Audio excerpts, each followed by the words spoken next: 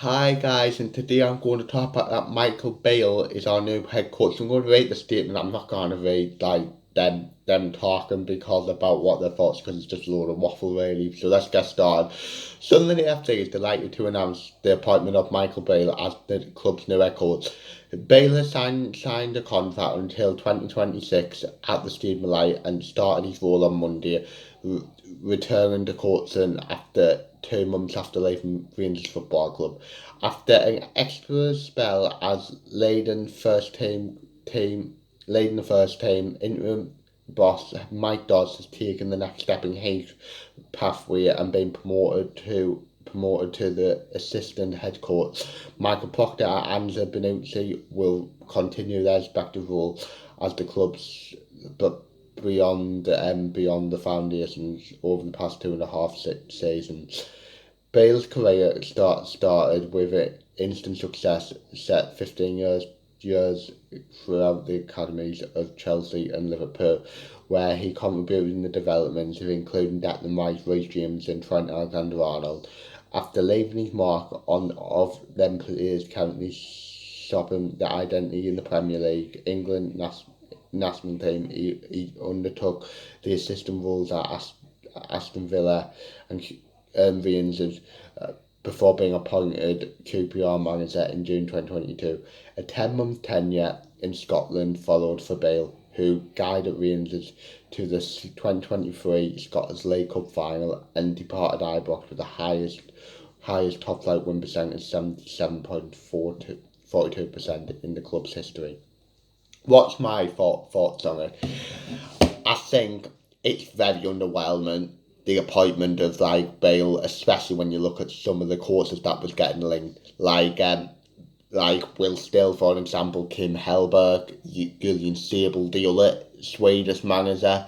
If you get me, I'm a went for Michael Beale. I think it's a very odd one. And if you look at his career, at QPR, he left a few weeks after seeing he's been loyal to them and whatever. Then a few weeks later he went to sell Rangers, if you get me. Well, let's be honest, he failed. I know it said he got to the Scottish Cup final, but he was the first Rangers manager in a season in a long time not to win something, if you get what I mean. And he was breaking records, like negative records, left, right, and centre, stuff that you obviously don't want to break. If you get me, a lot of Rangers fans say he's the worst manager in their club's history and is setting them back a few years, if you get me. And I'm going to be totally honest, I don't think I've heard one good report from what I've heard from a QPR or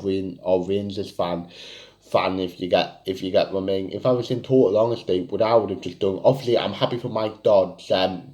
He's getting his promotion, what I think he deserved after the few games he had. Obviously, team selection was a bit sus on Saturday against Bristol City, but he got us to he won us two big games, but against Leeds and West Brom. But if there was no one better, as I don't think that it was, if it was company Michael Beale, I would just give it to Mike Dodds till the end of the season. Say I would go as till the end of the season, and then there'll be more out there in the summer, if you get me, who can maybe go and get people who would want to leave clubs mid-season, if you get me, might be interested in leaving clubs at the end of the season. But yeah, and I'll be totally honest, I don't think he's an upgrade in Tony Mowbray.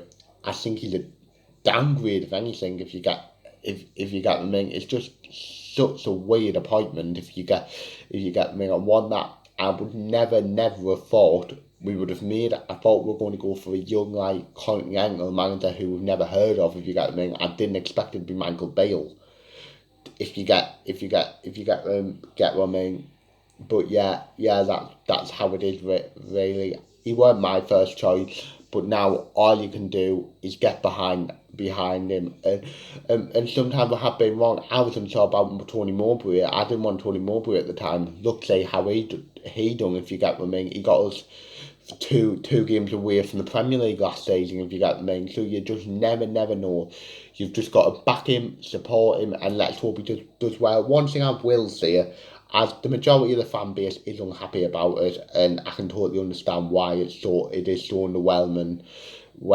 I do think if he gets off to a bad start, it could turn toxic pretty quick. Not just him, but but also at the owners for it, because yeah, if you get them in, no, like, just, I don't really know what to say about it. It was a bit surprising that he's the one that got the job. But like I said, we've got to get behind him. Like you just said, he feel that Rangers. Let's be honest, he didn't do that. I know he got one night, had a good spell of QPR, but that was also followed by two bad spells as well. But yeah, we'll just have to see. Like I said, hopefully it works out and we're not having this debate, if you get what I mean. So leave your thoughts in the comments about Michael Beale being like giving the Sunderland up. Are you like me, a bit sceptical on it? Or are you happy with it? So that's the end of the video. Hopefully you enjoyed it. The next time we'll say May is on Friday to pick the team to play Coventry. So like I said, that's the end of the video. Like, subscribe, view, comment, and see. Yeah.